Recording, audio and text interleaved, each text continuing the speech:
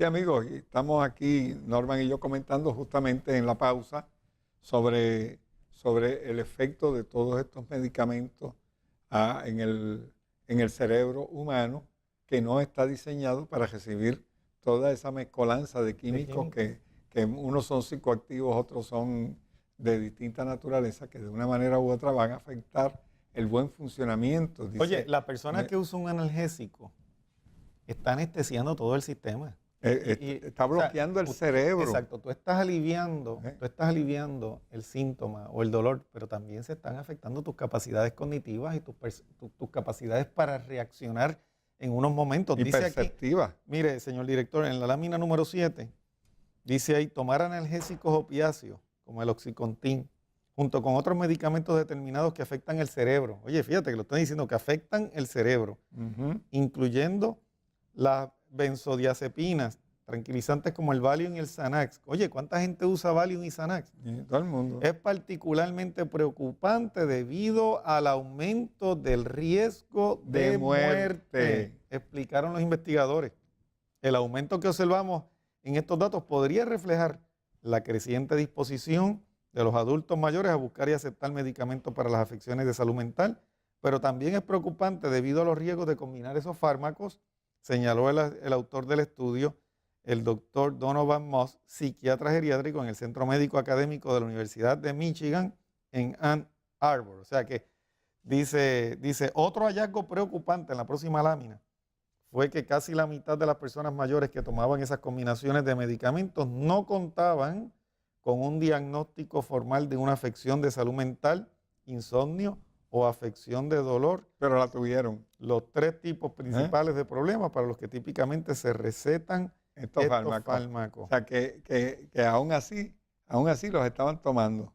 Porque es uso y costumbre, fíjate. No, y sabes que también existe el uso y la costumbre muchas veces de cuando estas personas mayores van donde un médico, no le dicen los otros medicamentos que están tomando, precisamente porque el decirle los otros medicamentos que están tomando posiblemente evitaría que el médico le prescriba lo que ellos quieren que le prescriban, porque fíjate que con todos estos anuncios comerciales de medicamentos, y esto es algo que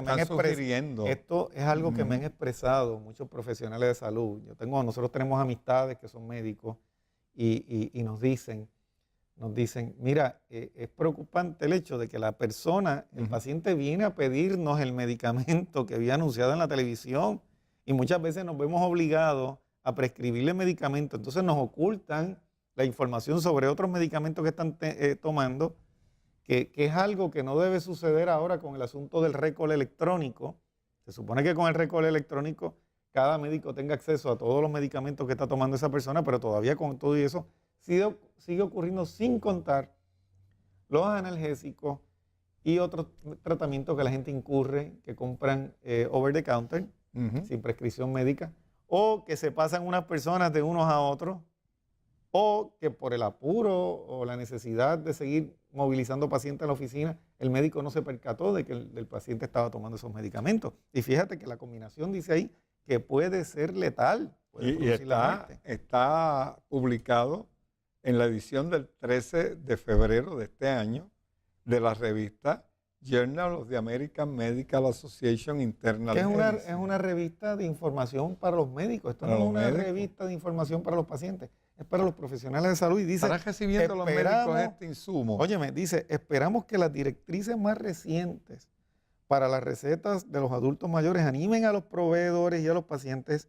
a replantearse los riesgos y beneficios potenciales de dichas combinaciones. Ahora, fíjate que aquí dice proveedores y pacientes, pero se supone que cuando una persona va a buscar ayuda médica, sea el proveedor el que le advierta sobre los efectos secundarios y entonces en conjunto con el paciente tomen la determinación de lo que se va a utilizar ahí. O sea, que ya el médico sepa el efecto de la interacción de esos medicamentos y lo que puede ocurrir. En esta misma emisora estaba escuchando yo inclusive a unos médicos hablando del problema que tenían de que el médico no tenía tiempo para hacer toda esa investigación con el paciente y de explicarle todos estos detalles, porque el mismo problema de la reforma los obligaba a tomar tantos pacientes en un día, que ellos no tenían tiempo de dialogar con el paciente, hacerle todas estas expresiones y advertirle sobre todos los peligros que están incurriendo cuando salen de un médico y van a otro, y entonces reciben medicamentos de ambos,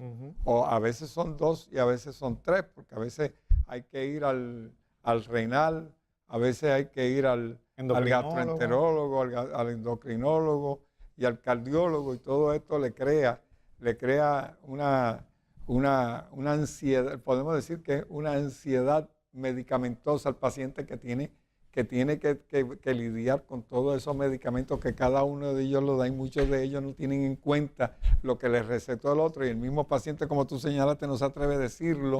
Y después el médico de cabecera, el internista, es el que se rompe la cabeza con las recomendaciones que le hizo el cardiólogo, con las que le hizo el endocrinólogo, con las que le hizo el gastroenterólogo, y entonces tiene que trabajar en su oficina con poco tiempo con si llega al hospital, en sala de emergencia, tiene que lidiar con todo esa sin muchas veces conocer todos los medicamentos que está tomando el paciente, porque un paciente que llega inconsciente... El efecto que está teniendo el paciente en este momento está relacionado directamente con ese medicamento. Y un paciente que llegue inconsciente a una sala de emergencia... O que no puede hablar. Que no puede hablar, automáticamente, pues es muy difícil establecer cómo se va a trabajar con esto. La verdad es que y darle el tratamiento indicado y adecuado para su condición bajo esas condiciones es todavía más traumático para el profesional de la salud que lo atiende en emergencia, porque está desconectado totalmente de lo que puede ser la realidad de ese paciente, que en ese momento puede estar incapacitado para expresarlo, no tiene ningún familiar al lado que lo explique. No, y encima de esto, fíjate, encima de esto tenemos los efectos que está teniendo a largo plazo la utilización de tanta vacunación, que fíjate que hay campañas de vacunación continuamente. A las personas mayores. A las personas mayores. Oye, no sabemos el efecto a ciencia cierta que la interacción de medicamentos con vacunas puedan estar haciendo que tengamos cada vez más personas a edades más jóvenes sufriendo de situaciones mentales, y muchos de ellos pues inclusive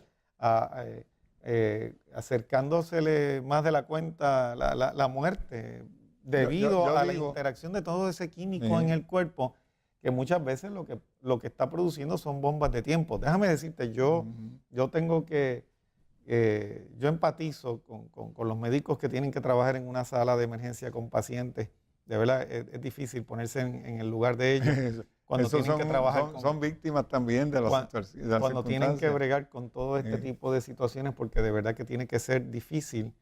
Y por eso es que las enfermedades iatrogénicas están cobrando alrededor de 650,000 muertes al año en Estados Unidos. Es la tercera causa de muerte. En tercer lugar. Precisamente por eso, porque es que el cuerpo tiene una capacidad de tolerancia, amigo y amiga que me escucha, que es individual. Cada persona es distinta. Y cuando se administran estas combinaciones de medicamentos, nunca se sabe lo que va a pasar. Se está poniendo en riesgo y se está aumentando las posibilidades de un efecto letal o de complicaciones que pueden hacer que el paciente tenga que estar más días en el hospital, que puede ser que tenga lesiones neuro o cerebrales que entonces lo incapaciten para el resto de su vida, que ocurran hemorragias consecuencia de eso mismo, infartos, hemorragias, coágulos que se pueden producir, muchísimas otras patologías que se van a estar creando como consecuencia de la combinación de los medicamentos que ya el paciente tomó, más los que le están administrando en emergencia, pensando que están tratando de estabilizarlo.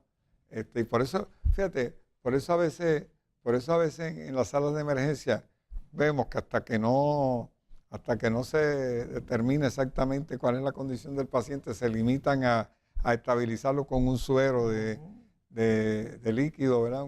Un intravenoso, y controlarle la presión y demás, para esperar hasta hacerle la investigación completa de los medicamentos que está tomando, porque ha pasado muchas ocasiones que llegan en emergencia dándole un medicamento creyendo que se está haciendo bien, se aumenta el problema, y se aumenta el riesgo, y la condición empeora en vez de mejorar como consecuencia de la dosis excesiva de un medicamento tal que ya el paciente se lo tomó cuando se empezó a sentirse mal, llegó a la sala de emergencia, todavía no había pasado ese efecto, cuando ya le repiten el efecto de ese mismo medicamento. Por eso vienen los efectos secundarios. Por eso es que tenemos que enfatizar en el aspecto de educación en salud. Educación en salud. No para después que estén enfermos. Educación en salud, cuando usted se siente bien, cuando usted tiene 30, 35, 40 años de edad, que todavía usted no está tomando ningún medicamento ni tiene ningún tratamiento, ahí es donde usted tiene que empezar a cuidarse. Claro, no estamos diciendo que la persona que ya tiene alguna condición no haya remedio, o esas que están ya tomando muchos medicamentos se puede minimizar considerablemente. Entonces, en circunstancias donde la persona, por ejemplo, puede esté consciente de todos esos factores que causaron el problema. Y pone de su parte, porque hace falta que el paciente entre activamente en esa parte. Yo le digo a mis pacientes que esto es un proceso consciente, donde usted tiene que evaluar y estar seguro de lo que está haciendo. Número 2, de actitud positiva. Y de responsabilidad propia.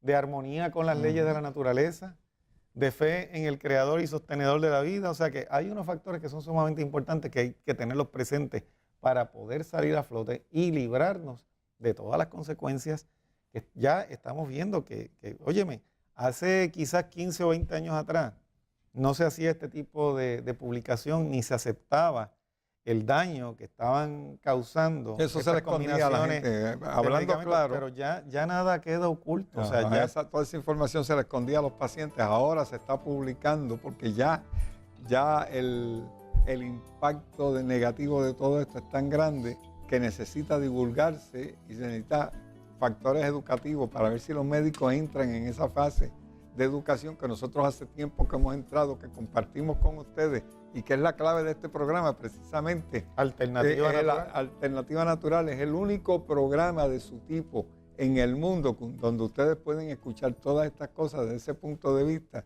y que pueden beneficiar a su salud y no les cuesta nada, solamente escuchar y poner en práctica los valores que aquí estamos recomendando. Que Dios les bendiga. Gracias, Norma. Gracias a ti y gracias a toda nuestra televisión.